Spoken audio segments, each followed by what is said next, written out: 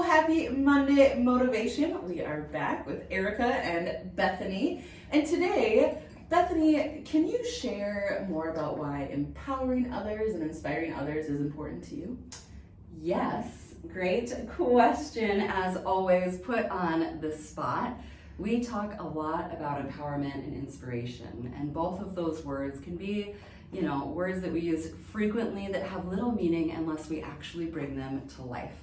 Buzzwords. But we believe in walking the walk here at Dale Carnegie, which is not always easy. It requires an immense amount of commitment and dedication, and we are constantly challenging ourselves. Inspiration, I was just reading an article in the Harvard Business Review about the power of inspiration, and it requires two things. One, we have to be open to recognizing the things that inspire us. We have to be present and engaged to see the small things and soak up those moments of inspiration. When we are inspired, it allows us to be more empowered, and here's why. Inspiration will automatically reduce our levels of stress and increase our levels of innovation because we become more open-minded, stimulating feelings of awe, which means that we can truly break outside of the box that we may have put ourselves in without realizing it, getting caught up in the day-to-day and in the weeds, which is so easy to happen. When we are inspired, we can be empowered to be bold, to take charge of our journey, both professionally and personally. A few tips on how to do that. One, slow down, right? Recognize the beauty and the magic in the world, the people who do things that inspire us, and hold on to that feeling and work to inspire others by winning their hearts and their minds, because it is not just about our minds, right? We have to really know people in order to inspire them and be willing to let go as a leader. So that's step two, is letting go. We don't always need to be the ones who have the ideas and be in the spotlight and take control or micromanage, because we're not able to inspire or empower if we hold all of that with ourselves, right? And we can't innovate unless we allow others to thrive. And Erica recently took a very bold challenge that I threw down, which happens frequently.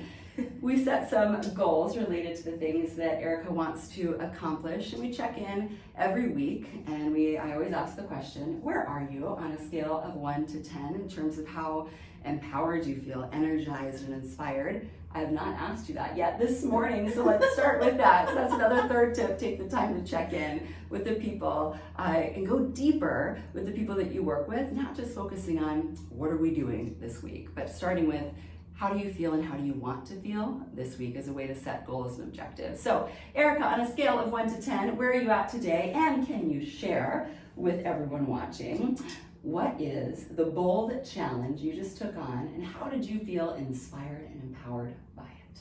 Yeah. Okay, Bethany likes to put me on the spot as well, like I like to put her. And so I would say I'm at like a solid 9 today. Solid 9. Yeah. And I know you're not just saying this because No. we're recording. It's very rare that Erica is even at a 7, so I trust this.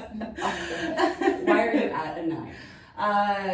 Had a really fulfilling week last week. When you talk about being inspired, we had the opportunity to be a part of a few really wonderful charity events last week, which are inspiring to me. But also I had the opportunity to facilitate a training with Ide Bailey and their Bold program, which is not something normally I probably would have raised my hand and said, pick me to do that. But Bethany showed confidence in me and said, you could do this. And so I decided to take on the challenge, and it was not only rewarding, it energized me and made me realize that is one of the goals that I want to continue working towards is, bringing my full confident self to help others grow. Mm-hmm. And that's when we're able to inspire others, is when we are ourselves. We don't have to be anyone else. And when we were practicing and you were going through what you're going to deliver, I kept saying, be you, which you are, because there's no greater power than showing up and being bold as we are and eliminating the negative self-talk that we may have that only limits our capabilities if we give it too much of a voice in our minds. So I want to close with a statement. We have this daily gratitude journal. We just kicked off our new fiscal year, and every single day has a new way to start the day focused on gratitude, focused on inspiring us. And just one component of it is powerful to be in the company of someone who accepts themselves fully, flaws and all.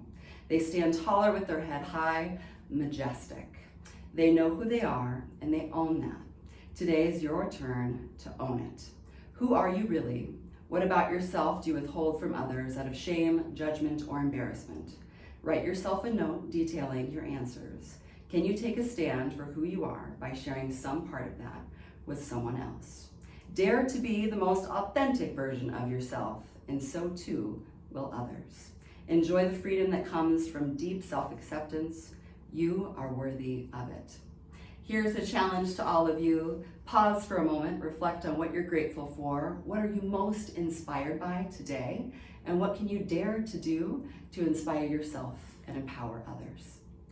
I will add to share that with somebody else and inspire them to be you. Love it. Okay, have a great week, everybody.